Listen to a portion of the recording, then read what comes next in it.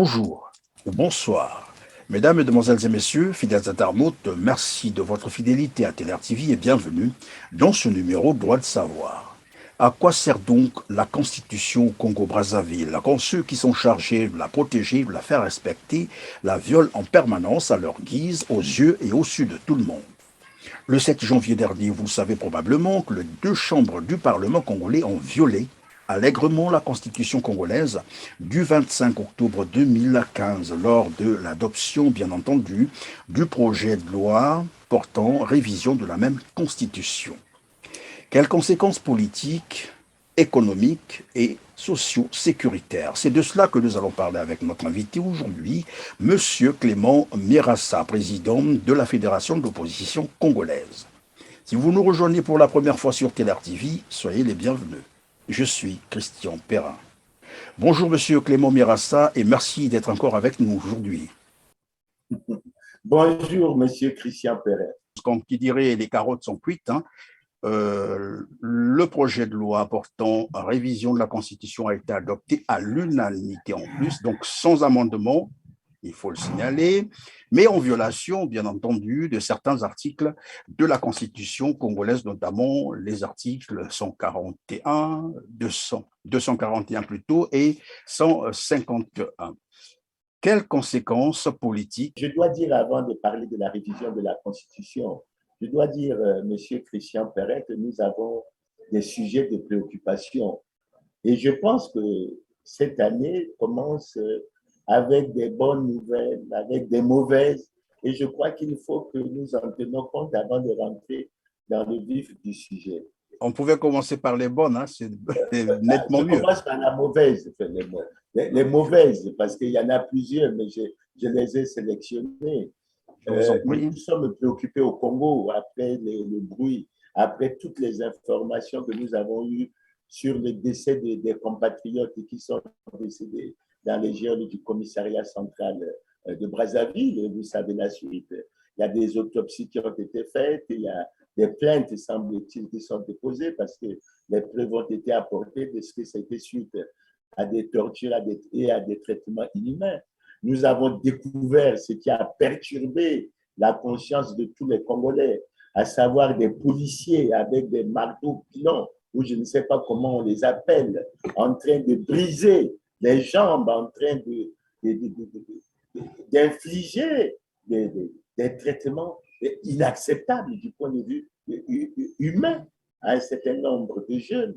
Et nous avons été très tristes d'apprendre que la plupart d'entre eux sont morts. Il y a un survivant pour lequel il y a des personnalités comme Joe Bina et d'autres qui se battent pour sauver la vie. Et vous savez que c'est extrêmement préoccupant parce que d'après notre constitution, on va en venir.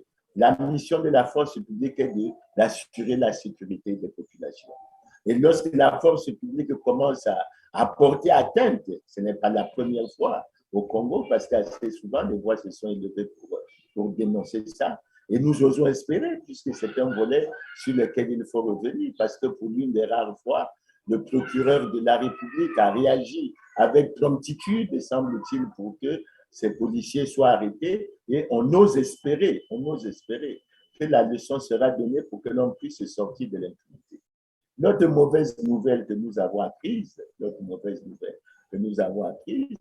elle est venue de l'Assemblée générale des Nations unies, avec le secrétaire général des Nations unies, M. Antonio Guterres, qui a annoncé avec fracas que le Congo, comme 7 autres pays du monde, parmi lesquels la Guinée, l'Iran, etc., ont perdu leur droit de vote.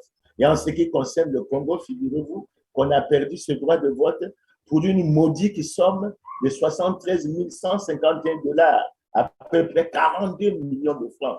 J'ai toujours dit que le Congo allait mal, très mal, mais je ne savais pas qu'on était arrivé à un niveau où on n'arrivait pas à payer 42 millions de francs CFA aux Nations Unies pour que nous puissions garder. Donc, pour nous, pour moi personnellement, j'ai eu froid au dos quand j'ai eu cette information et j'en ai été perturbé. Maintenant, la bonne nouvelle… Est-ce que, oui, pendant que vous en parlez, est-ce qu'on peut parler d'un oubli ou bien c'est justement une volonté manifeste de très mal faire les choses? On parle de mauvaise gouvernance, on parle de problèmes de gestion. Moi, j'avoue que personnellement, je ne savais pas qu'on était arrivé au point où l'État congolais n'était pas en mesure d'honorer un paiement de 42 millions de francs CFA aux Nations Unies. Mais en fait, je l'ai découvert, c'est une réalité. Je ne sais pas si ça a été réparé, mais j'ose espérer. Maintenant, la bonne nouvelle que je voulais donner et que l'on doit suivre avec préoccupation, c'est que mardi dernier, sur le marché pétrolier, le baril du pétrole a atteint un pic jamais atteint depuis pratiquement 2014, donc depuis 7 ou 8 ans. Et le baril du pétrole a franchi ce jour-là la barre pratiquement des 86 dollars. Et j'ai vérifié ce matin, le baril du pétrole était à pratiquement 88 dollars. Et vous savez, en guise de rappel, que dans le budget du Congo, nous avons adopté notre budget avec un baril à 64 dollars. Et je crois que c'est les sujets sur lesquels le gouvernement ne est silencieux. Et c'est des moments comme ça où il faut essayer de partager l'information, parce qu'on devrait revenir à la reconstitution de ce à quoi on a pensé à un moment donné, les générations futures. Et on devrait penser, parce qu'il ne faut pas croire que chaque fois, comme les poules devant les arachides, qu'il faut tout manger. Je crois qu'il est bon que les gouvernants commencent à envisager un peu ce que l'on a connu. Oui, monsieur Mirassa, oui. Évidemment, de 50 dollars à 88 dollars, comme vous le dites, il y a quand même un delta très important. Est-ce que jusqu'à ce niveau, le Congo aura toujours besoin de l'aide financière du Fonds monétaire international? Bon, si je raisonne en me basant sur le budget, vous savez que notre budget a été adopté avec un excédent budgétaire de 200 milliards, mais avec un besoin de financement de 607 milliards. Donc, nous avions pratiquement un peu plus de 400 milliards à rechercher. Et nous pensions nous tourner vers la recherche des financements extérieurs. Je crois que cette logique ne doit pas être abandonnée, même s'il y a ce besoin de financement. Nous ne devons pas abandonner les pistes de solutions que nous avions déjà eues, mais nous devons commencer à constituer une petite épargne, parce qu'il est bon qu'on se réjouisse quand oui, mais évidemment, monsieur Clément Mirassa, constituer l'épargne, tout ça c'est bien, mais nous savons évidemment, et comme vous l'avez rappelé d'ailleurs, j'ai dit il y a quand même un delta important, hein, puisque le budget a été calculé sur la base d'un prix de baril à 50 dollars. Aujourd'hui, le prix de baril est à 88 dollars. Vous venez de le rappeler tout à l'heure. Et voilà pourquoi je posais la question, est-ce qu'il est toujours nécessaire pour le Congo de continuer à tendre la main, c'est-à-dire aller rechercher le financement auprès du FMI? Que fera-t-on avec ce delta-là, c'est-à-dire cette différence, cet argent qui entre maintenant là avec le pétrole? Quelle que soit l'option que nous prenons, il faut que nous ajoutons une nouvelle dimension. Nous devons constituer une épargne, parce qu'on se réjouit que le pétrole monte aujourd'hui, mais demain il peut fortement baisser, et il ne faut pas que nous soyons surpris. Donc, il faut que dans la gouvernance des ressources du pays, que l'on tienne compte de notre passé et qu'on en tire les leçons. Et je souhaite ardemment que les Congolais soient informés du niveau où nous sommes arrivés dans le cadre des négociations avec le Fonds monétaire international. Il vous souviendra que des autorités, tant à l'Assemblée qu'au Sénat, ont déclaré que si on ne signait pas avec le Fonds monétaire, on était mort ou que le pays était en danger. C'est maintenant le moyen d'être. Mais moi, je ne partage pas ce point de vue. Et si vous permettez, si je peux me le permettre, je vais maintenant faire quelques commentaires sur la révision constitutionnelle qui a eu lieu, qui semble être un peu le sujet central. Je crois qu'on n'en est pas trop éloigné. Mais je dis, nous avons donné au niveau de la Fédération de l'opposition congolaise, avant de faire les commentaires à notre position, nous avions fermement condamné cette démarche.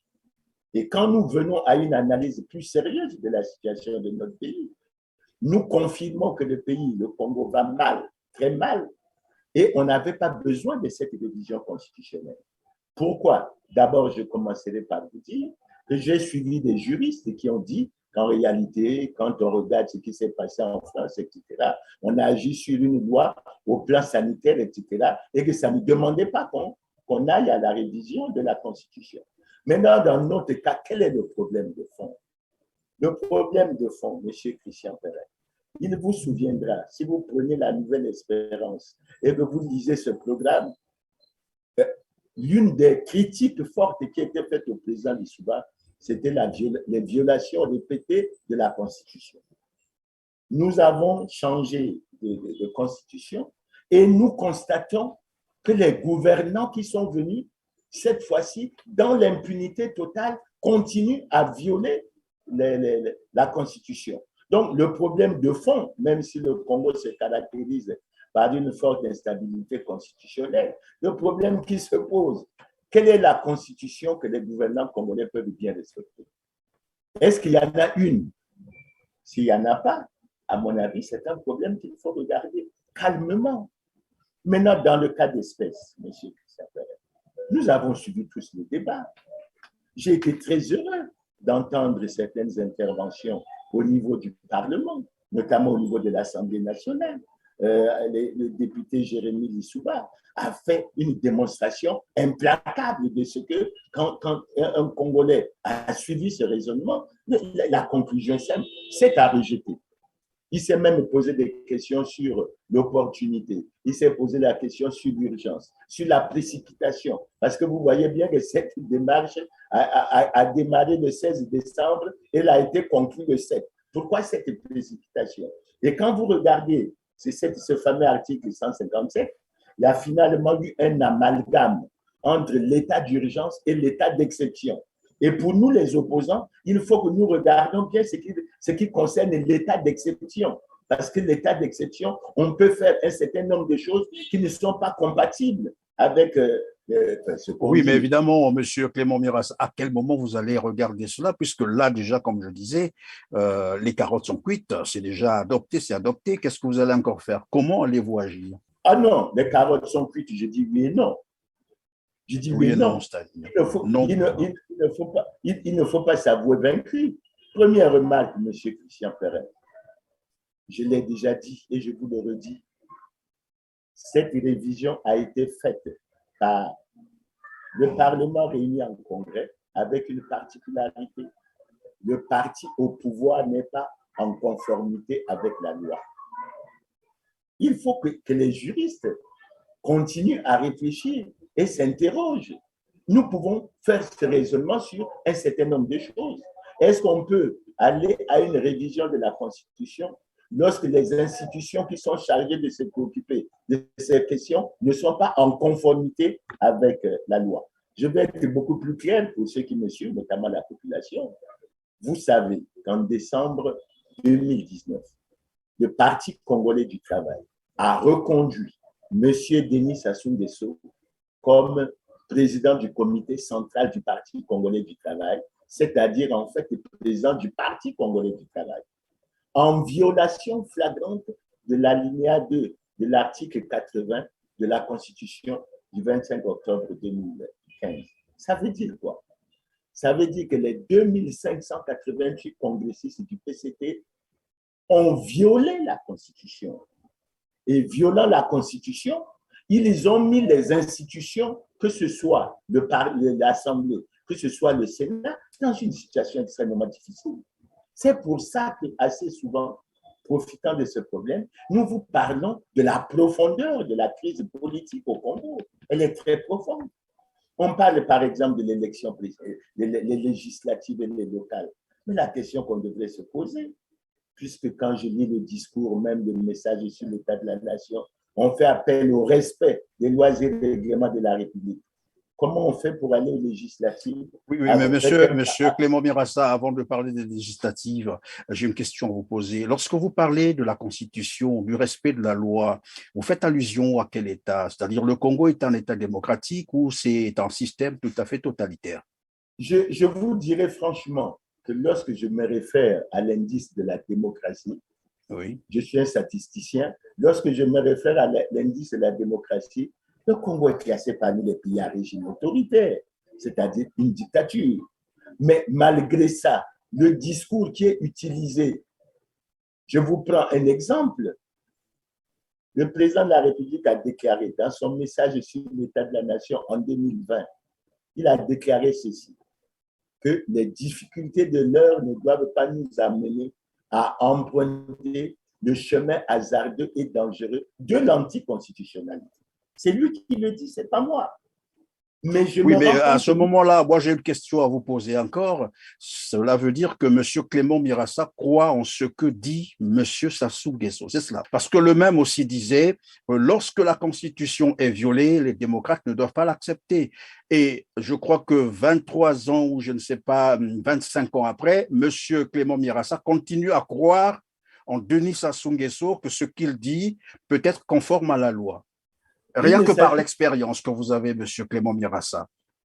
Est-ce non, qu'aujourd'hui, on peut dire que le Parti congolais du travail est un parti qui peut respecter les lois? il ne s'agit pas de, pour M. Clément Mirassa de faire Non, mais c'est une question que je vous pose. C'est non, une mais je n'ai question. pas J'attends votre réponse, je, Monsieur je, Clément vais, je, Mirassa. vais, je vais répondre à votre question. Merci. Monsieur Mirassa est un homme politique. Ce que vous dites fait partie du constat et de l'observation. Mais il faut en tirer les conclusions. Lorsque l'on déclare que jamais, jamais je n'accepterai que la Constitution ne soit violée et que si la Constitution est violée, les démocrates ne doivent pas l'accepter. Mais il faut suivre une démarche rationnelle et mathématique pour aboutir à une conclusion. Conclusion, lorsqu'on a violé la Constitution, conclusion, on n'est pas démocrate. À mon avis, ce n'est pas Mirassa qui me dit, c'est le raisonnement logique. Quand je prends la déclaration du président Gbagbo qui dit la démocratie, c'est le respect des textes, à commencer par la plus grande des normes en droit, qui est la Constitution. Qui ne respecte pas la Constitution n'est pas démocrate. Ça veut dire, pour moi, je décris clairement qu'au niveau du Parti congolais du travail, aujourd'hui, on n'est pas démocrate. Mais ça ne me pose pas de problème particulier puisque je le sais déjà à partir de l'indice de démocratie du Congo qui classe le Congo parmi les pays à régime autoritaire, c'est-à-dire une dictature. Mais n'empêche que dans mon combat politique, chaque fois que je le pourrais, comme je l'ai fait quand j'ai introduit un recours s'agissant justement de cette question du président Sassou qui a été élu président du comité central, j'ai introduit un recours au niveau de la Cour constitutionnelle. Vous en connaissez la réponse. La Cour constitutionnelle, sur une question constitutionnelle, s'est déclarée incompétente. Et elle a renvoyé, elle a fait une notification de cette démarche au président de la République, au président du Sénat, au Premier ministre. Et jusqu'à présent, il n'y a aucune. Donc, s'il y avait, et vous m'aidez là, vous m'aidez terriblement, parce que s'il y avait quelque chose qui devait se faire au plan constitutionnel, mais on devait penser d'abord à combler ce vide, parce qu'il met et le président de la République et le Parti congolais du travail et les institutions dans une situation difficile de laquelle il faut absolument sortir. Donc, je n'ai pas partagé, je ne partage pas. D'ailleurs, je suis de ceux qui pensent qu'il y a des arrière-pensées dans la révision constitutionnelle qui s'est faite. Monsieur Clément Mirassa, oui, moi je peux vous comprendre, mais j'ai bien envie de savoir une chose, c'est que pratiquement 40 ans après que vous avez observé le mode opératoire de Denis Sassou Nguesso, son régime, sa politique, au jour d'aujourd'hui, est-ce que vous n'avez pas l'impression de vous tromper un peu de cible de votre combat?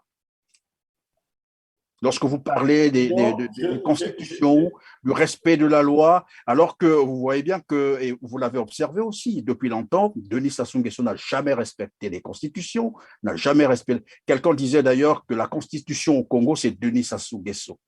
Vous n'êtes pas encore arrivé à percevoir cela? Non, je peux le percevoir, mais la démarche que j'emprunte, c'est celle de faire prendre conscience aux Congolais pour que ce soit les Congolais qui s'approprient la plupart des idées. Parce que c'est les Congolais qui doivent assumer leur destin. Et le travail que nous essayons de faire, c'est la conscientisation pour que les Congolais réalisent. Et moi, je suis convaincu, M. Christian Ferrer, qu'au fur et à mesure que l'on avance, les Congolais sont en train de prendre réellement conscience de la situation et la situation de crise les y a beaucoup aidés et ils ont fini par comprendre un certain nombre de choses. On va donc revenir sur la torture à coups de marteau, vous l'avez rappelé d'entrée de jeu, des policiers qui ont utilisé, je ne sais pas comment appeler ça, mais enfin, qui ont torturé les jeunes Congolais à coups de marteau sous le viaduc de Kintélé. Et quelques jours juste après, sinon je crois que c'est 24 heures ou 48 heures après, le procureur de la République au Congakala s'est auto-saisi. Et en interpellant bien sûr les présumés auteurs de ces actes de torture. Ils ont même été placés, je crois, sous les verrous. Alors, la question est de savoir si cette fois-ci, au Congakala, s'est autosaisi. Est-ce que ce n'est pas non plus le moment, sinon l'occasion, de s'autosaisir également sur les autres affaires, par exemple, de détournement des fonds publics, de torture, d'assassinat, des crimes, comme vous l'avez aussi rappelé, les Congolais qui sont morts dans une cellule au commissariat central. Pourquoi ne peut-il pas saisir cette occasion de s'autosaisir, évidemment, sur les autres affaires aussi? Non, je crois, M. Christian Perret, quand on aborde cette question, il faut d'abord la replacer dans son contexte. Et quand on la replace dans son contexte, il faut jeter des fleurs à un certain nombre de personnalités de la société civile et autres qui ont fait le travail à la base. Souvenez-vous que très tôt, Trésor Ndila a commencé à sensibiliser, la société civile a commencé à sensibiliser les partis politiques et les Congolais sur le fait qu'en 2018, lorsqu'ils se sont retrouvés avec le gouvernement à Genève, le gouvernement des Nations Unies et la société civile se sont accordés pour la mise en place d'une commission d'enquête indépendante qui devait se pencher sur la situation qui a prévalu au Congo lors du référendum en 2015 et ensuite lors de l'élection présidentielle. Et après, tout de suite après, Trésor Ndila et ses amis ont pris en charge ce problème extrêmement grave des morts au niveau du commissariat central de Brazzaville. Et ils ont poussé les parents jusqu'à accepter la réalisation des autopsies.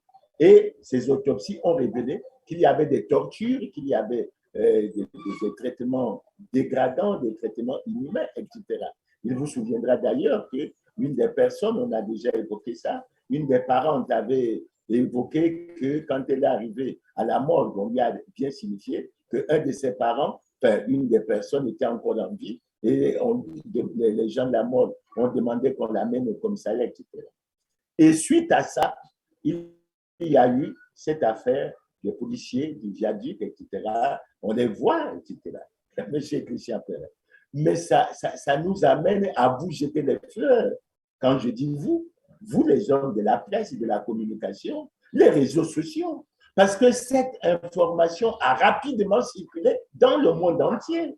Et c'est cette circulation de l'information qui a eu un impact, selon moi, sur les décisions qui ont été prises, notamment au niveau du procureur de la République, etc.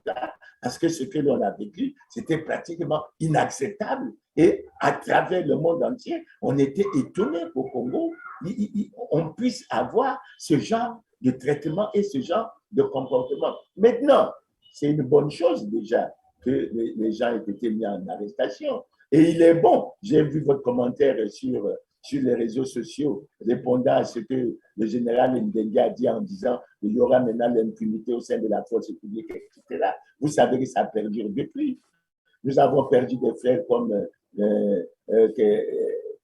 Auguste Kalakala. Nous avons perdu d'autres frères comme Gambou. Nous avons perdu pour le référendum. Vous savez bien le nombre de jeunes, le nombre de sympathisants et de militants que nous avons perdus.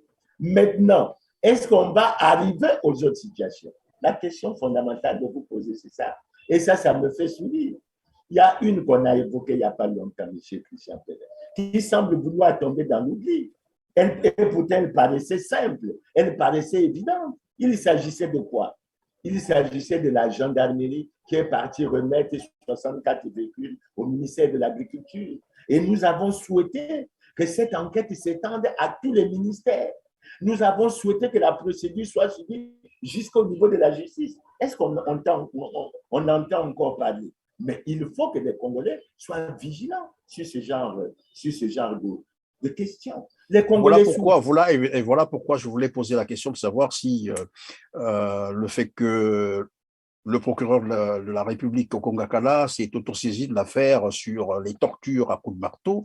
Est-ce que ce n'est pas non plus juste une mise en scène, une question un peu j'allais dire, de distraire, les mots sont trop durs, mais c'est cela. Est-ce que ce n'est pas une façon de distraire encore la population et puis juste baisser la tension et après on continue, sans rien faire? Distraire la population, non. C'est la population qui doit assumer ses responsabilités et qui ne doit pas accepter et tolérer ce genre de comportement. Moi, je crois, M. Christian Perret, que ce n'est pas facile pour une famille de voir votre enfant, quelle que soit l'appellation qu'on lui attribue, mais ce n'est pas le rôle de la police. Je ne sais pas s'il y a un texte au Congo qui permet aux policiers, avec un marteau, je ne sais pas comment on les appelle, tout ça, de briser les jambes à des jeunes. Je crois que quand on est de la police, il y a une procédure qui doit être suivie. Et cette procédure, quel que soit le motif, d'autant que dans la Constitution, il est dit que lorsqu'on est arrêté, on n'est pas encore coupable. Hein? Donc, il y a toute une procédure et on doit laisser à votre défense la possibilité de s'exprimer. Maintenant, moi, je crois que le problème tel que vous le posez, M. Christian Perret, le problème ne concerne pas M. Okonga Kala seulement. Ce n'est pas facile de M. Okonga Kala. Non, mais c'est d'abord lui d'abord, le non, procureur de la République. J'en viens. Prenez le message du président de la République sur l'état de la nation. Le président de la République s'est réjoui sur un certain nombre de choses. Je vais en relever quelques-unes parce que je ne suis pas en harmonie avec lui. Il s'est réjoui de ce que le dispositif législatif et réglementaire est maintenant en place, en citant la Cour des comptes, en citant la haute autorité de lutte. Mais ce ne sont pas ces structures qui manquent pour que les procédures soient poursuivies, M. Christian Perret. Je prends 2009 comme année de référence. Je la prends comme année de référence pourquoi? Parce que dans son discours d'investiture de cette année, M. Sassou a déclaré que le Congo n'était pas, hélas, exempt de corruption, de concussion, de fraude, etc. Et il a bien dit, et là, ce sont les gouvernants qui sont interpellés. Je suppose qu'une telle information donnée, elle est tellement claire que les Congolais s'attendaient à une suite. Mais cette déclaration a donné de l'espoir aux Congolais. Parce que les Congolais ont pensé qu'à l'issue de cette déclaration, il y aurait une suite. Parce que c'était l'aveu, la reconnaissance de ce que si on veut lutter contre la corruption, on sait exactement où sont les principaux responsables de cette corruption. Mais depuis 2016, on a relancé le même message. 2017, on est revenu sur le même. Donc, on est resté au niveau des déclarations sans qu'au niveau pratique, il y ait des actes qui soient posés. Et pourtant, vous savez, et nous l'avons toujours dit, les dossiers en la matière sont extrêmement nombreux. Je vous en cite un qui implique d'ailleurs le président Denis Sassou Nguesso. Prenez son message sur l'état de la nation en 2006 et il a reconnu que nous dégagions des excédents budgétaires, que ces excédents budgétaires allaient être déposés dans un compte de stabilisation à la Banque centrale et que chaque année, un audit serait fait et que cet audit serait rendu public. D'où vient que depuis 2006 jusqu'en 2022, ça fait 16 ans, aucun audit n'a été réalisé. C'est ça le problème. Je vous ai cité un autre exemple. On a parlé des Congolais, 6 Congolais, qui détiennent 5 500 milliards dans des paradis fiscaux. Faites vous-même le calcul. Le moins riche a 20 milliards, le plus riche a 2000 milliards.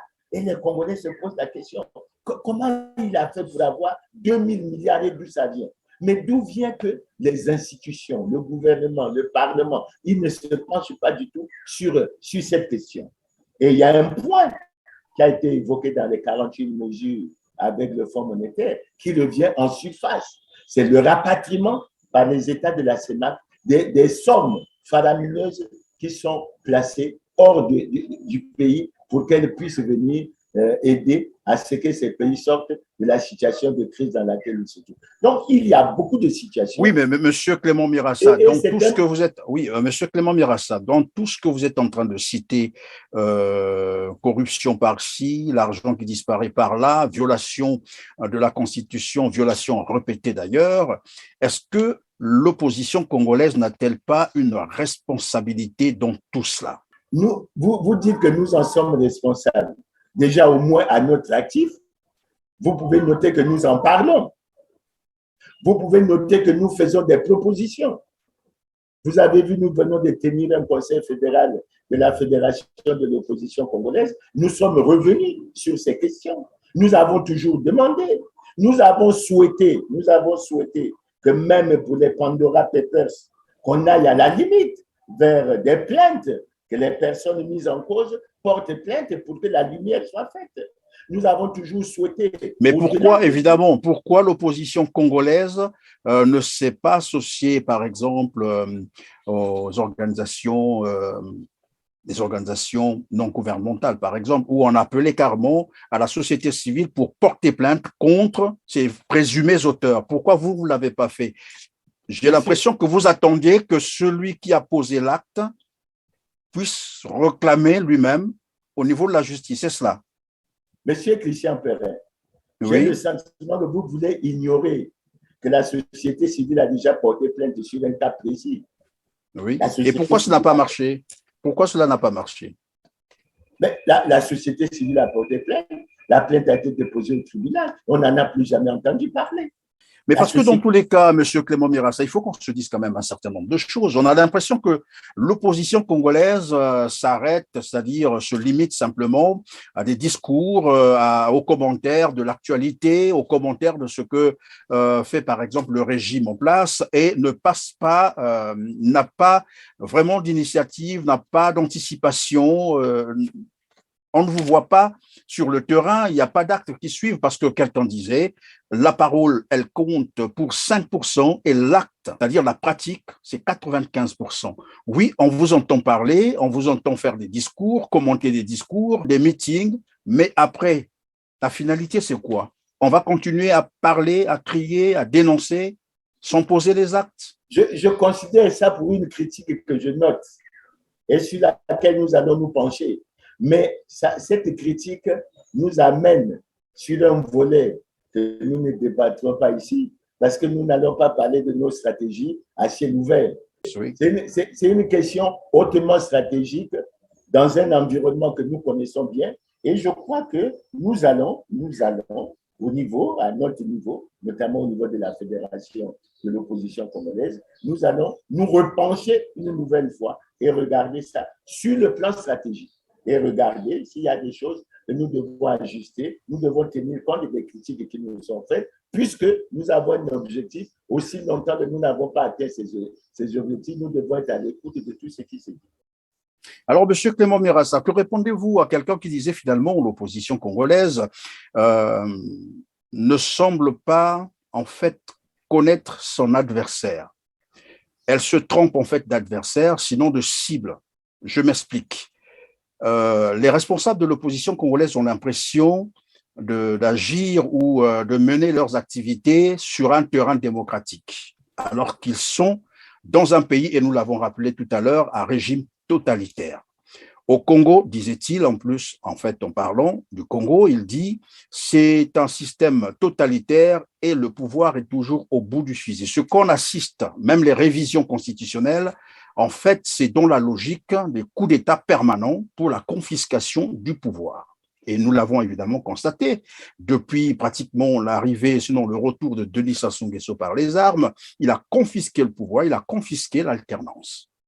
Est-ce que vous n'avez pas l'impression que vous vous êtes trompé finalement de combat? Vous parlez démocratie, vous parlez texte, vous parlez bonne gouvernance, droits de l'homme, mais en face de vous, vous avez en réalité, c'est ça le mot, un tyran, on ne va pas se le cacher. Ce n'est pas moi qui le dis. Dans les rapports, on le lit un peu partout. Vous avez en face de vous une dictature, vous avez en face de vous un système totalitaire, mais vous continuez à parler de démocratie, à parler des textes, du respect des textes, de bonne gouvernance et des droits de l'homme. Je crois qu'à ce moment-là, vous ne parlez pas le même langage et ce n'est que normal que celui qui est là, tant que les rapports de force ne seront pas inversés, monsieur continuera à faire ce qu'il fait. Est-ce que vous n'avez pas vraiment l'impression de vous être trompé de combat? Non, je ne crois pas qu'on se trompe de combat, M. Christian Perrin. Quand je vous entends parler, il me revient à la tête quelque chose de clair et de simple qu'il faut élucider. Tel que vous parlez, ça veut dire que lorsqu'on est opposant, lorsqu'on est résistant, en fait, il y a deux démarches. Il y a deux démarches et il faut en choisir une. La première, elle est armée. Je n'y suis pas. Pas toujours. On peut utiliser la population. Armée, la démarche armée, je n'y suis pas. Je suis pas toujours. Non, pas toujours les armes, parce que de toute façon, personne ne voudra de la violence. Mais il y a bien d'autres solutions reconnues par les textes internationaux que vous pouvez utiliser. On peut parler de l'insurrection. Ce n'est pas la force non plus, c'est la population pour évidemment inverser les rapports de force, par exemple. J'en viens, M. Christian Perrin. La vision armée, je ne suis pas dedans. D'abord, tout le monde n'est jamais d'accord pour la vision armée. Ça, c'est connu. La vision pacifique. Moi, pas non plus. Et j'entends M. Christian Perrin parler de l'insurrection. Par exemple. L'insurrection, par exemple, c'est quoi? C'est la prise en main de son destin par le peuple congolais. Et qui doit être préparé par vous, évidemment. Il doit être préparé par vous. Est-ce que vous faites? Vous m'avez fait une critique et j'ai dit que je notais. Nous regarderons ça au plan de la stratégie, mais nous regarderons du point de vue pacifique, dans le cadre de la lutte pacifique, ce que nous pouvons faire pour que nous atteignions effectivement l'objectif que nous nous sommes fixés. Et là, je tiens compte de ce que vous avez dit, mais je vais vous dire une chose, M. Christian Perrin. Ce que vous dites pour l'opposition, je le constate même pour mes frères de la diaspora. Parce que quand vous prenez un peu les réseaux sociaux et vous suivez un certain nombre de commentaires, vous vous demandez si notre cible, c'est nos compagnons ou ceux qui prétendent faire le même combat que nous, ou bien le pouvoir qui est au niveau de Brazzaville. Et assez souvent, je crois que sur cette question, on s'est trompé. Et les gens ont souvent cru laisser le pouvoir en place tranquille pour s'attaquer à ceux qui mènent le combat. Bon, je sais, je ne cacherai pas. Et ça aussi, il faut le dire franchement, il faut le reconnaître. Puisqu'au Congo, quand vous adressez à la population nous retourne ceci. En fait, vous n'êtes pas crédible parce que nous connaissons la plupart d'entre vous. Vous êtes opposants le jour et la nuit, vous êtes collabos. Ça, c'est un problème que nous devrions regarder entre nous. Ceux qui se disent opposants, il faut qu'ils aient fait le choix, l'engagement, la détermination de mener le combat. Parce que M. Christian Perrin, il faut le connaître, que c'est un combat qui n'est pas facile. Et ce combat vous met assez souvent en difficulté parce que vous avez le choix entre le bon chemin et le ventre. Et si vous choisissez le ventre, évidemment, c'est un combat qui est perdu. Mais moi, je pense que nous regarderons dans les stratégies qui sont les nôtres ce que nous devons faire en termes de travail de conscientisation pour que le peuple congolais prenne véritablement conscience et que le peuple congolais un jour assume les responsabilités de son destin. C'est le peuple, ça ne sera pas. On devait terminer sur le volet déclaration des patrimoines, c'était prévu. Alors, la déclaration des patrimoines a eu lieu un 25 octobre, on se souviendra encore, où les ministres sont venus déclarer devant la Cour suprême leurs biens. Et il ressort que finalement, de ces 84 déclarations des patrimoines plutôt, aucune n'a respecté la Constitution ni la loi d'application.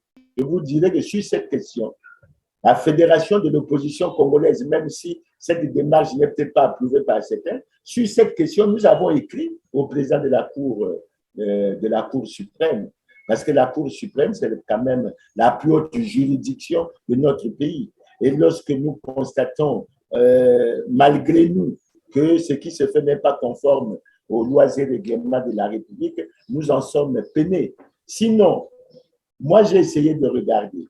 Il y a eu 3 passages devant la Cour suprême, je crois le 25 octobre, le 5 novembre et le 19 novembre. Il y en a eu une ensuite, il y a eu un passage le 3 décembre, mais pour ce passage, les récépissés ne sont pas encore disponibles au niveau du journal officiel. Donc, pour ce que nous avons vu, mais nous avons été surpris. 25 personnalités 25 personnalités n'ont pas indiqué le jour de leur prise de fonction. À partir de ce moment, elles font la déclaration sur quelle base? Puisque le texte qui a été pris par la loi qui a été votée par un Parlement largement dominé par le PCT dit clairement, enfin, encore que je ne partage pas ce qui est dit dans ce texte. La Constitution est claire. La déclaration de patrimoine doit se faire lors de la prise de fonction. Donc, c'est aux institutions de prendre les dispositions pour que la déclaration de patrimoine se fasse lors de la prise de fonction.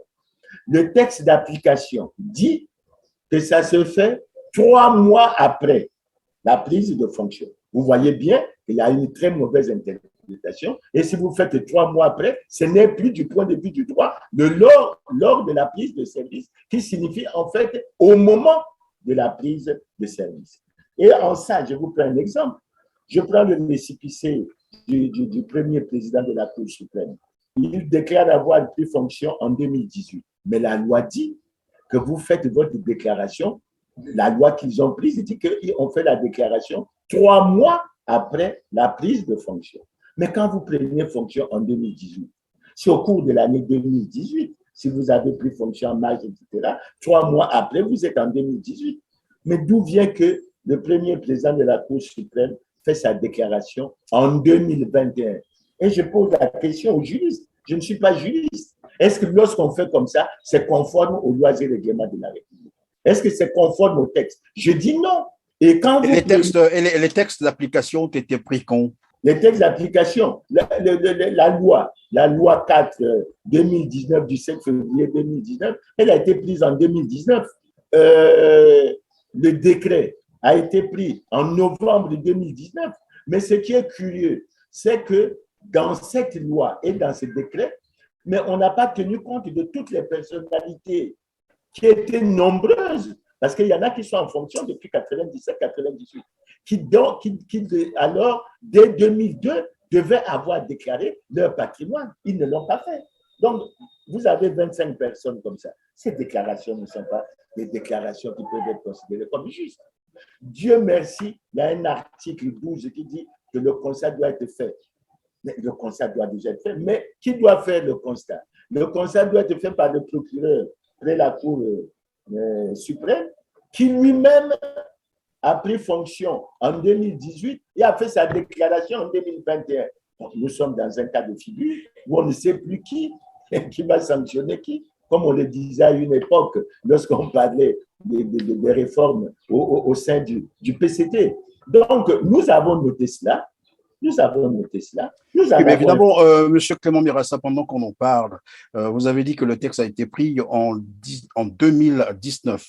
Ma question était de savoir si Denis Sassou Nguesso a déjà déclaré son patrimoine, parce que lors de son discours sur l'état de la nation, il a semblé féliciter ceux qui ont déclaré leur patrimoine. Est-ce que lui-même, il a déclaré son patrimoine? J'ai parcouru 84 récépissés. Le récépissé numéro 1, c'est Anatole Collinet-Makosso. Dans les 84, je n'ai vu aucun récépissé. Peut-être qu'il y a un récépissé numéro 0000.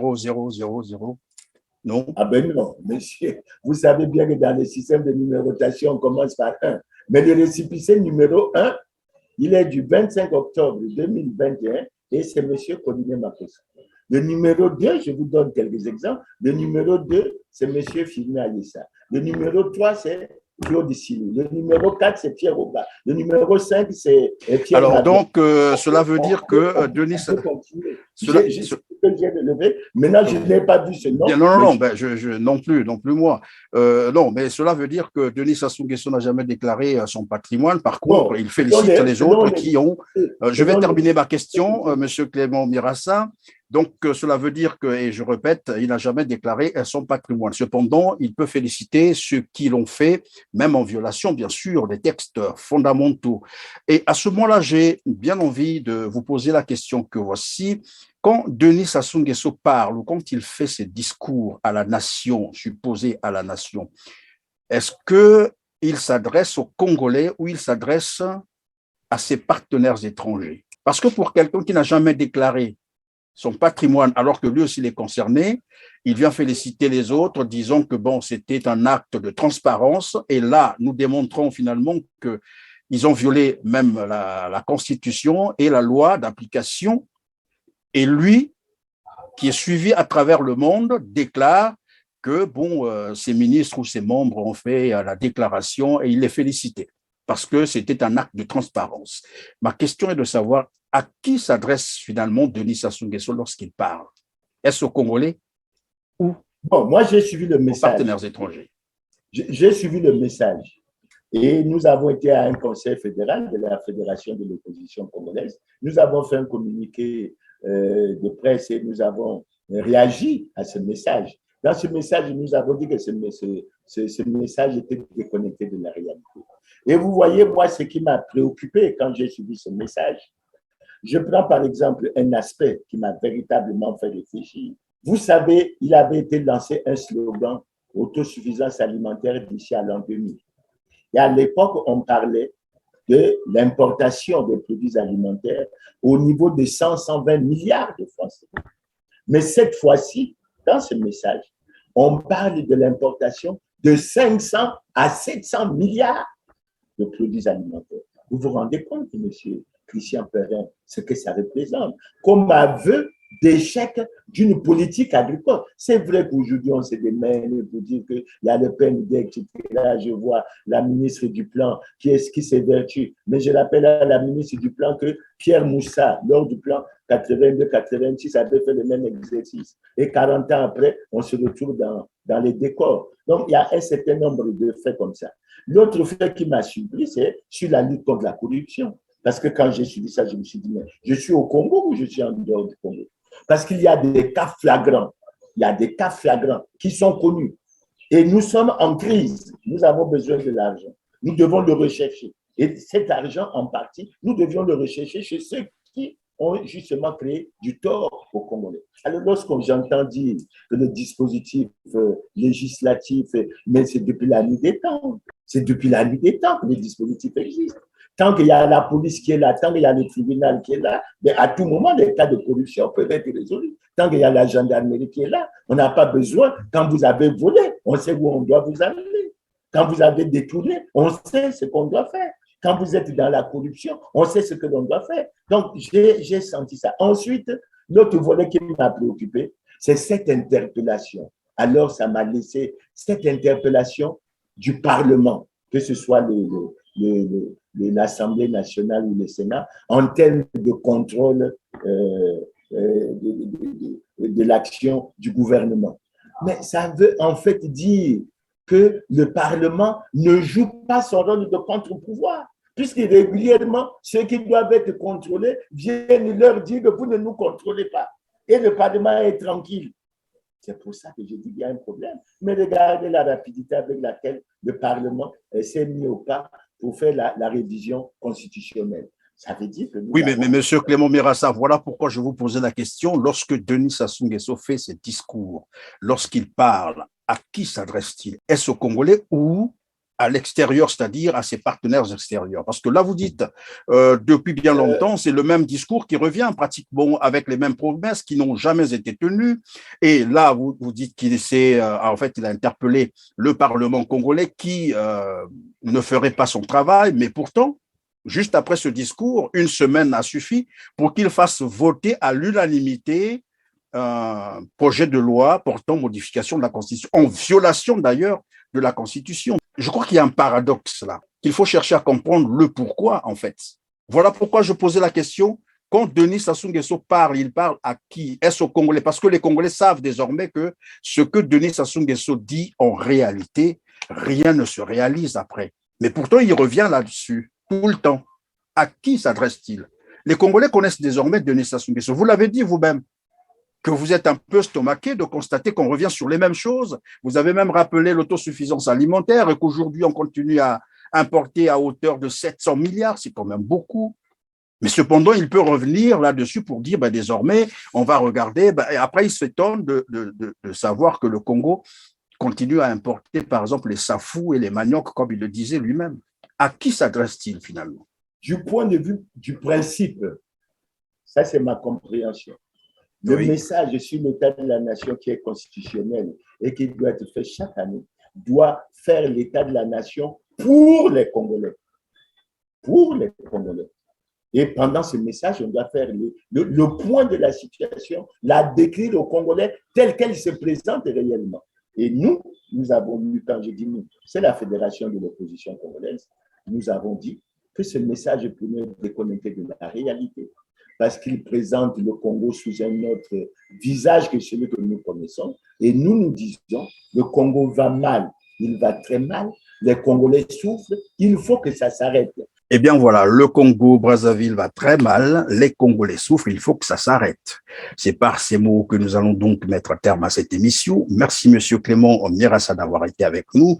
Je rappelle que vous êtes président de la Fédération de l'opposition congolaise. À vous aussi, chers téléspectateurs, merci de nous avoir suivis. Restez toujours branchés sur votre canal d'information, TELER TV, mais surtout, n'oubliez pas de liker, n'oubliez pas de partager et n'oubliez pas non plus de vous abonner. On se dit donc au revoir et à très bientôt. Merci.